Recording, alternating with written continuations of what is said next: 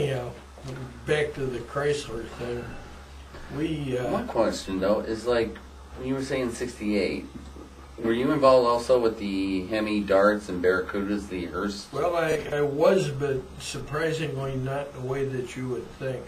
When I came to Chrysler, that program was just winding down.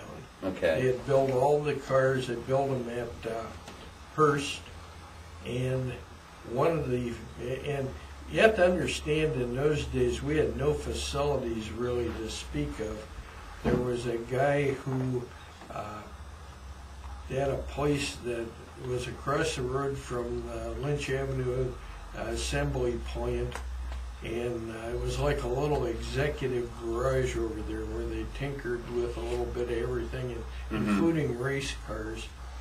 The guy that ran it was a real nice Polish guy by the name of Frank Andrzejak, and we had probably about the size of an oversized two-car garage in the back of Andrzejak's place to keep our entire parts inventory for the direct connection program when it first opened. Well, needless to say, there wasn't room for things like fenders and hoods and doors and things that it took to build cars. So one of my first jobs for Chrysler was to go out to Hurst and scrap everything, which would just make your time. I mean, we brought in some big dumpsters, and everything did go into dumpsters. A variety of things escaped to parts unknown. Wow. But that was my first acquaintanceship with that program. Then when they did that program, the first